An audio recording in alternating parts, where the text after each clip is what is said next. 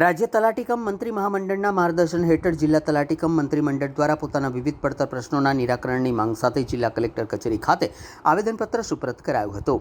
પ્રતિનિધિઓએ જણાવ્યું કે તલાટી કમ મંત્રી રાજ્યની સૌથી જૂની કેડરોમાંની એક હોવા છતાં વર્ષોથી વિવિધ મુદ્દાઓ પર અન્યાયનો સામનો કરી રહી છે।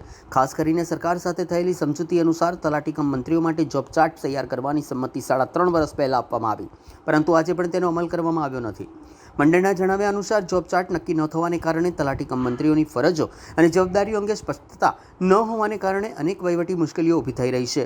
આ ઉપરાંત અન્ય કેટલાક પ્રશ્નો પણ લાંબા સમયથી ઉકેલ વગર પડતર રહ્યા હોવાનું રજૂઆતમાં જણાવ્યું છે।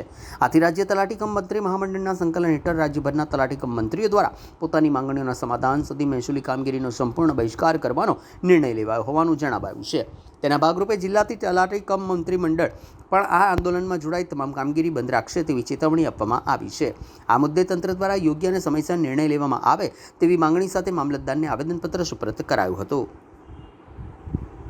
આજ રોજ વડોદરા તલાટી કમ મંત્રી મહામંડળ દ્વારા માનનીય કલેક્ટર સાહેબશ્રી અને માનનીય જિલ્લા વિકાસ અધિકારી સાહેબશ્રીને આવેદનના માધ્યમથી અમે અમારા પડતર પ્રશ્નો કે જે 2022ની હડતાલ તલાટી કમ મંત્રી મંડળ આખા રાજ્યભરમાં કરેલ હતી, તેમાં પડતર પ્રશ્નોમાં તલાટી કમ મંત્રીનો જોબ ચાર્ટ કે જે જોબ ચાર્ટ સ્પષ્ટ ન હોય, અન્ય વિભાગની કામગીરી કે જેમ કે રેવન્યુ તલાટી કેડરની પણ કામગીરી તલાટી કમ મંત્રી પાસે કરવામાં આવે છે અને ખેતીવાડી ડિપાર્ટમેન્ટ કે જે ગ્રામ સેવકને લગતી કામગીરી છે, જેમ કે પાક વાવેતરના દાખલા, પાક નુકસાનીનો સર્વે, એગ્રી સ્ટેકનો સર્વે હોય કે એગ્રી સેન્સસનું સર્વે હોય, એ તમામ કામગીરી તલાટી કમ મંત્રી કેડર પાસે કરવામાં આવે છે।